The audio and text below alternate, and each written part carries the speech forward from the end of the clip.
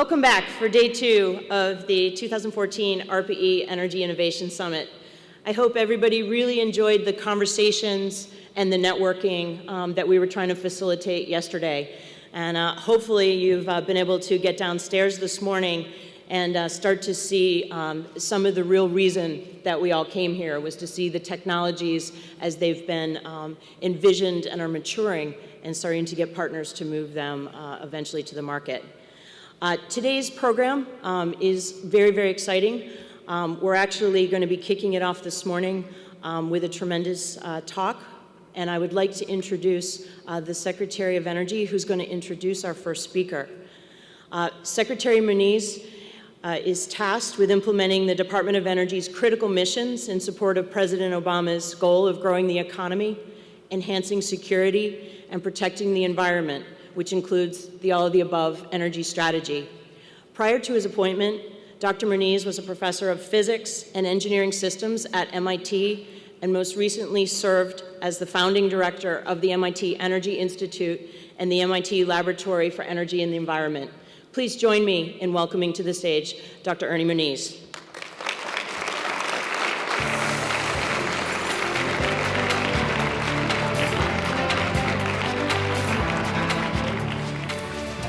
Well, thank you, Cheryl. It's a pleasure to be back at this summit, following my exposure to it actually at the first summit. And it's certainly a pleasure to introduce my very good friend, Tom Friedman, who also spoke at the inaugural summit in 2010. So it's great having him back here now for the fifth ARPA-E summit. Many of you know, of course, Tom. He's a renowned author, reporter, and columnist. 3 Pulitzer Prizes, author of a number of best-selling books, spanning a whole variety of subjects, going, for example, from his Beirut to Jerusalem book to more recently, The World is Flat, and other publications in that genre, you might say. What's less known about Tom is his passion for golf. In fact, he apparently aspired to be a professional golfer, captain of his high school team, and in fact made it to the 1970 U.S. Open as a caddy. Today, I'm very happy to be his caddy and to introduce him. And we all are grateful that he chose the path of journalism and international politics, in fact. He's worked as a correspondent based in New York, Washington, London, Lebanon, and Jerusalem. In his 3-decade career with the New York Times, he has served as the chief diplomatic correspondent, chief White House correspondent, and international economics correspondent. He also holds the Order of the British Empire, bestowed on him by Queen Elizabeth II. Since 1995, Tom has been the Times foreign affairs columnist, traveling extensively with a commitment to anchoring his opinions with on-the-ground reporting. And we all know with his very strong focus and expertise in the Middle East, he certainly has had no shortage of important issues to deal with over the last few years in the Middle East, and in fact has been spending a lot of his time there. But at the same time, even with that attention to these important issues which, of course, we all know have implications for the energy business as well, it has not stopped him from being an important thinker on many of the innovation, energy, and environmental issues that we are discussing today, including his 2008 book, Hot, Flat, and Crowded, Why We Need a Green Revolution and How It Can Renew America. You know, I'm often asked about why, sometimes with an incredulity, why I came back to the DOE for a second go-around. And I've often referred to it as the triumph of hope over experience, like second marriage. But Tom recently, you may have read, has called his encouraging observation that Washington is the place where ideas go to die. So I'm really interested in hearing what he has to say and to amplify on this theme, and his complementary theme that you all are the place where ideas go to flourish. So with that, I want to hope that you will welcome Tom Friedman to the stage.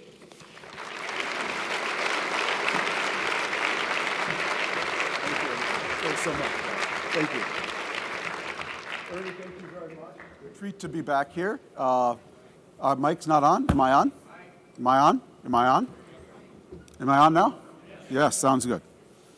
You people back there are at the same meeting? Okay. Now I'm off.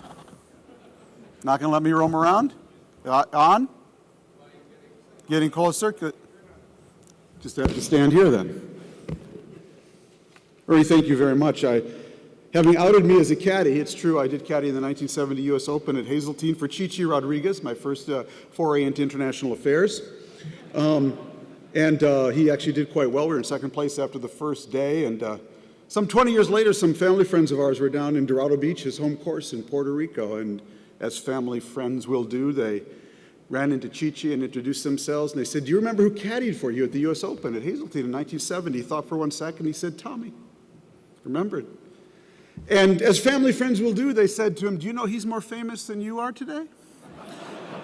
And Chichi thought about that for a second, said, "Not in Puerto Rico." So anyways, Ernie, it's a treat to be here. And, walking through the lobby here and talking to Cheryl a little bit beforehand, it just reminded me of something, that if you want to be an optimist about America today, stand on your head. Because the country looks so much better from the bottom up than from the top down. And the reason it looks so much better is the country, as ARPA-E knows better than anyone, is still full of people who just didn't get the word. They didn't get the word that China's going to eat our lunch. They didn't get the word that Germany's going to eat our breakfast. And they just go out and invent stuff and start stuff and fix stuff and innovate stuff. And it can be from anywhere from Arkansas to Atlanta to Silicon Valley. And that's what you see here in the lobby. I wrote a book, as Ernie said several years ago, Hot, Flat, and Crowded, which really enabled me to go all over the country and meet energy innovators. And I had the same experience everywhere I went. I would talk about the book and energy innovation. Afterwards, people would come up to me at a book signing and flood me with business cards and their energy innovation ideas. "Mr. Friedman, I've got a duck. It paddles a wheel, turns a turbine, issues methane, blows up a balloon." I heard the craziest stuff.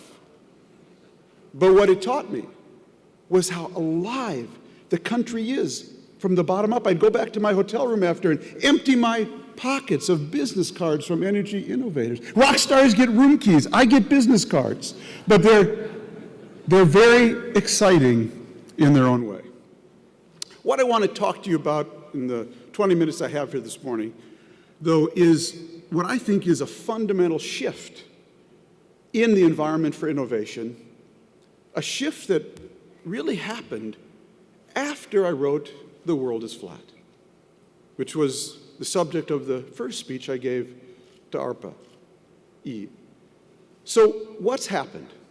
When historians look back on the first decade of the 21st century, and they ask, what was the most important thing to happen in this decade? What will they say? Will they say it was 9/11?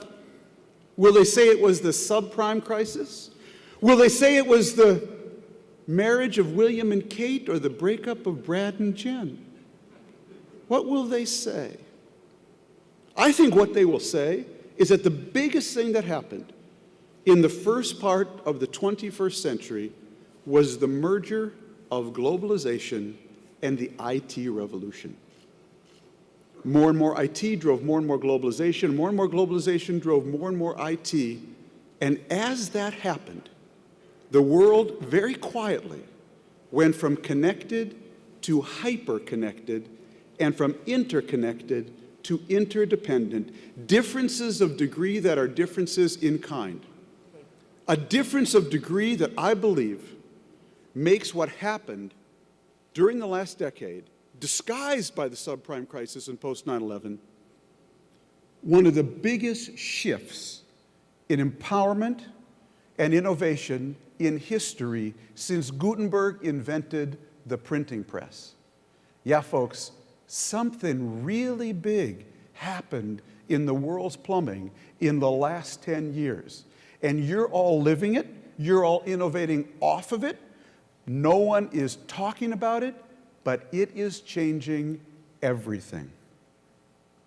And you just happened to be here when it happened. You know, I always remind myself that someone was alive when Gutenberg invented the printing press. And some monk said to some priest, now that is really cool, okay? I don't have to write all this stuff out longhand anymore. You mean we can just stamp it out?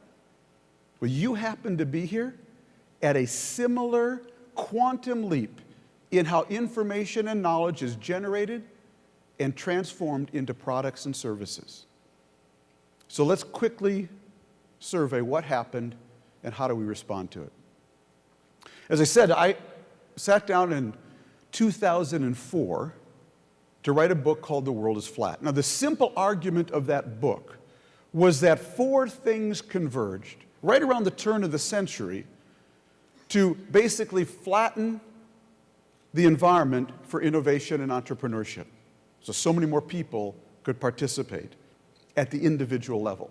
The argument of that book was basically that four things came together. The first was the PC, and what the PC allowed was for individuals, and that's what's new about this year, was for individuals to author their own content in digital form. Now, individuals have authored their own content ever since cave women and cavemen etched on cave walls, but what was new about this year was that individuals could author their own content, words, data, photos, spreadsheet, video, music, CAD designs in digital form, in the form of bits and bytes, which could therefore be manipulated in so many different ways and transformed and sent so many different places. That was the first thing. The second thing that happened, didn't have to happen, but that actually coincided with the emergence of this thing called the internet, which allowed me to author my own content on my PC and then send it anywhere in the world virtually for free. That coincided with something called workflow software, which allowed me to author my own content, send it anywhere in the world virtually for free, and collaborate with anyone, anywhere else on their content, and they with mine. And the last thing that happened, didn't have to, but it did, was the emergence of something called Google, which allowed me to search my content and yours and collaborate even more deeply and richly in innovation. I argued in 2004 that those four things came together and created a platform where more people in more places could compete, connect, collaborate, and innovate together for less money than ever before from more places with greater efficiency. Hence, I declared the world is flat. Had I been a more honest man, I would have called the book The World is Flattening.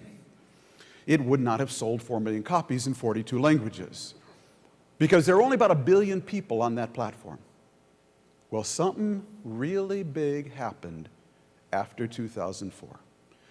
I only discovered in 2011 when I sat down to write a new book about America called That Used to Be Us, how America lost its way in the world it invented and how it can come back. And the first thing I did when I sat down to write that book with my co-author Michael Mandelbaum was go back and get the first edition of The World is Flat off my bookshelf just to remind myself what I said. I opened it up to the index, looked under A, B, C, D, E, F, F, A, F, A, C. Facebook wasn't in it. That's right, when I was running around the world saying, the world is flat, we're all connected, Facebook didn't exist. Twitter was still a sound. The cloud was still in the sky. 4G was a parking place. LinkedIn was a prison. Applications were what you sent to college. Big data was a rap star. And Skype was a typographical error. I love doing that, Ernie. Can I do that again? Okay. All of that happened, friends, in the last 7-8 years. And the confluence of all those things took us from a connected world to a hyper-connected world. And just think about the four things that made the world flat and what's happened in just the last, not even decade. My ability to author my own content went from the PC to the smartphone and the iPad, connected to the cloud where I could download for pennies and nickels the most powerful tools in the world as an individual. My ability to send that content anywhere went from the internet to high-speed broadband and wireless. So I could send it to so many more places, from so many more places. My ability to collaborate on that content went from workflow software to Twitter, Facebook, Indiegogo, Kickstarter, Quirky. Suddenly I could collaborate with so many more people in so many more ways. And lastly, my ability to search that data and quickly see patterns and apply them to improve products and services went from Google to big data. So when you think about what made the world flat, and you think what's happened in the last not even decade, you understand something really big just happened. And it's going to drive individual empowerment and innovation that much faster, and we already see it. Now, I see the signs of hyperconnectivity everywhere I go. I'll just give you a few examples. October 30, 2010, I'm in New Delhi. I pick up the Hindustan Times. And there's a news story there that a Nepali telecommunications firm has just started providing 3G mobile network service at the summit of Mount Everest, the world's tallest mountain. The story says this will allow thousands of climbers and trekkers who throng the region every year access to high-speed internet and video calls using their mobile phones. Do you realize how many phone calls are now being made from the top of Mount Everest that begin, "Mom, you'll never guess where I'm calling you from"? Oh, that's the hyper-connected world. Here's the hyper-connected world. I was out in San Francisco last May at the New School Summit, had rented a Hertz car, had to make all kinds of changes in when I was going to return it, where I was going to return it, the car. No problem, called Hertz 1-800, got the automated artificially intelligent voice, and asked me the basic details of my reservation. I spoke those in, and then I was waiting for the voice to come back to say, "Now please stay on the line. A Hertz representative will be with you shortly. Your call may be recorded for quality purposes." I never got the Hertz representative. I did the entire, and it was complicated, interaction with artificial intelligence. Note to my girls, better not think about being a Hertz service person when you grow up. No problem, I was in Yemen last May doing a documentary on climate change in the Arab Spring. Flew to Heathrow Airport in London on my way to Syria. Standing in the passport line at Heathrow Airport, man in front of me recognized me. He was a fan, read The World is Flat. We started talking. I did what I do everywhere. I interviewed him while we were waiting for the passport line. "What did you do?" He said, "I'm in the software business." "Software business? I like software. What's your business?" "Oh, our software aims to make every lawyer obsolete." Very interesting. Always gets a lot of applause wherever I speak. Company is called Neotologic, and it's an amazing company. It says on its website that its goal is to massively improve access to advice and justice to the 40% of Americans who can't afford an attorney and need one. Neotologic's part of a new strain of software called expert systems, and they aim to identify large chunks of businesses that clients need and that lawyers charge for, but which actually can be done by software. The TurboTax for the legal profession. The website does have one comment on it, though, from a reader who says that this technology cannot read between the lines or hold hands, or wipe away tears. To which Neotologic posted a response under it which said, "You will surely see a press release when we can." Note to the girls, maybe you shouldn't think about going to law school. No problem, I picked up the Daily Beast a few weeks later, and there's a story there about how in the last 20 years, thanks to advances in robotics and software and automation, blue-collar labor in this country has fallen from 16 million to 11.9 million, 16.4 to 11.9 million. And most of those were workers with high school diplomas who have been replaced by machines. Article goes on to say that this is just the beginning. Willow Garage released a new personal robot that can fold laundry and pour beer. The French firm Robosoft showcased robots and that monitor elderly patients. Italian and Swedish firms have offered robotic landscapers. A Japanese company unveiled its new robot teacher, and South Korea has developed a robot to assist firefighters and provide basic child care. Note to the girls, better not think about a career in landscaping. There's a Swedish and Italian robot that will be doing that. No problem, they're good girls, they're smart girls that get into a good college, I'm sure. Maybe they'll go to Grinnell College in Central Iowa. Wonderful, small liberal arts college. My mother-in-law went there and was later chairman of the board, God bless her. 1,600 students, great school in Central Iowa. In 2011, 9% of all applications to Grinnell College came from China, and of those, 43% had perfect 800s on their math SATs. Now, that isn't University of Southern Cal, that's not Stanford, that's not University of Santa Barbara, that's Grinnell College in Central Iowa. That's also the hyper-connected world. Okay, maybe the girls will try to get a summer job at Jamba Juice in New York City, Lexington Avenue and 53rd Street. Why not? Jamba Juice recently introduced software that allows them to break up every work hour into 15-minute increments. They plug that software into the Weather Channel, and they can track exactly what degree the temperature will be every 15 minutes of the day, and they know exactly how much Jamba Juice they will sell at each 15-minute increment, and they now tailor their workday to exactly what the temperature will be and exactly how many employees they need each 15 minutes. And if you are an employee who sells more Jamba Juice in your 15 minutes, you will get the extra overtime. Maybe the girls will work somewhere else part-time. Maybe they'll get a job at Google. I just wrote about that this week, interviewed Laszlo Bock, the head of human resources at Google, who noted that GPAs at Google are worthless as a criteria for hiring, and test scores are worthless. There's no correlation at all except for brand new college grads where there's a slight correlation. This has led Google to hire more people with no college degrees at all. Up to 14% of some teams at Google are now made up of people who never attended college. Bock observed that I think academic environments are artificial environments. People who succeed there are sort of finely trained. They're conditioned to succeed in that environment.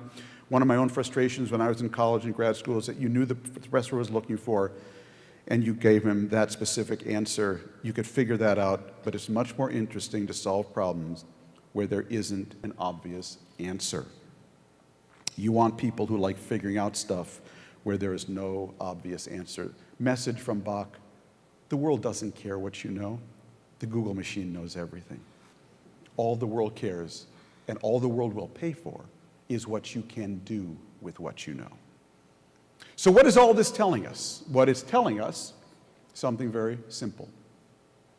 The single most important socioeconomic fact of our time is that average is officially over.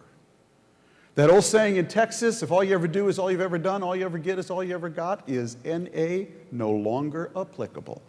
If all you ever do now is all you've ever done, all you'll ever get is not all you ever got. You will get below average.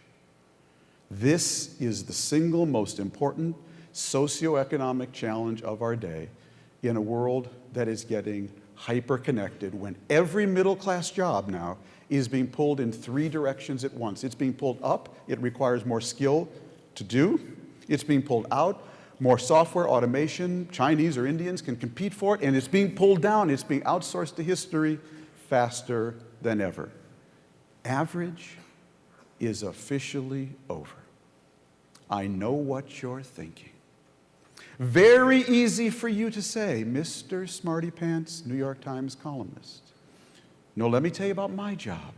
I inherited James Reston's office in the Washington Bureau of the New York Times in 1995, the office that he used when he was down in Washington, this great editor and columnist from the 60s and 70s. Now, I suspect Mr. Reston used to show up in the office back in the 60s and 70s and say to himself every day, I wonder what my 7 competitors are going to write today. And he personally knew all 7. I know them. Walter Lippmann, Mary McGrory, Stuart Alsop, Joseph Kraft, Tony Lewis. I can name them. I do the same thing. I show up at that same office every day, and I say to myself, I wonder what my 70 million competitors are going to write today. Because I have 70 million competitors, bloggers, online magazines, Individuals who now can tell their story from wherever they are, and it's a wonderful thing, actually. So what do we do about this? How do we, to use a Cheryl-ism, how do we lean into this world? Well, let me end by giving you the 5 pieces of advice that I give my own kids. First, think like an immigrant. Always think like an immigrant. How does the new immigrant think? New immigrant thinks, I just showed up here in Washington, D.C., and there is no legacy spot waiting for me at Georgetown University. I better figure out what's going on here and identify the greatest opportunities and pursue them with more vigor and energy than anybody else. New immigrants, an Armenian friend taught me, are paranoid optimists. They are optimists because they came somewhere bad and came to somewhere they thought would be better, and they are paranoid. They think it can be taken away from them every day. Friends, always think like an immigrant, because we are all new immigrants to the hyper-connected world. Second, think like an artisan. Who is the artisan? Got this idea from Larry Katz at Harvard. The artisan was that person in the Middle Ages before mass manufacturing who made every item one-off, every shoe, every saddle, every stirrup, every candelabra, table, piece of furniture, or clothing. And what did the best artisans do? They brought so much extra to what they did, so much above average, so much unique, so much special that the best artisans carved their initials into their work. Do your job every day as if you brought so much extra to it, so much unique value add, that you could carve, you would want to carve your initials into it. Third, think like a starter-upper in Silicon Valley. Got this idea from Reid Hoffman at LinkedIn. Reid likes to say in Silicon Valley there's only one 4-letter word. It actually does start with an F, but truly it's not 4 letters, and the word is finished. If you ever think you're finished, you are truly finished. Always be in beta, says Reid. Always be in beta. Always think of yourself at that stage of a piece of software technology that's about 80% done. You throw it over the wall, you test it on the community, they throw it back, they find the holes. Always be in beta. Always think of yourself as a work in progress, learning, relearning, refinishing, redesigning. Never think of yourself as finished. If you do, you will truly be finished. Fourth, always remember that CQ plus PQ is always greater than IQ. You give me a young person with a high curiosity quotient and a high passion quotient in a world where they can innovate as an individual and get information and knowledge everywhere, I will take them over that kid with a high intelligence quotient 7 days a week. And lastly, most importantly, for ARPA-E, always think like a waitress at Perkins Pancake House in Minneapolis, my favorite restaurant. When I was working on my last book, I was having breakfast at Perkins with my best friend, 7 a.m., Ken Greer, 2 of us at Perkins. I ordered 3 buttermilk pancakes and scrambled eggs. Ken ordered 3 buttermilk pancakes and fruit. And after 15 minutes, the waitress came, she set our 2 plates down, and all she said to Ken was, I gave you extra fruit. We gave her a 50% tip. Why? Because that waitress didn't control much, but she controlled the fruit ladle. And that was the source of her extra, her unique value add. What was that waitress doing in her own little world? She was thinking entrepreneurially. Whatever you do, think entrepreneurially. Think where something can be forked off, divided, redivided, or subdivided, or started anew that can be a new product or service. So friends, it's a treat to be with you here this morning. If you take nothing else from this talk, please take this. Think like an immigrant, always stay hungry. Think like an artisan, always take pride. Think like a starter-upper in Silicon Valley and always be in beta. Remember that CQ plus PQ is always greater than IQ. And think like a waitress at Perkins Pancake House. And always, always be an entrepreneur, because this boy from Minnesota will tell you that we all really do live in Garrison Keillor's Lake Wobegon, where all the men are strong, all the women are beautiful, and all the children need to be above average. Thank you very much.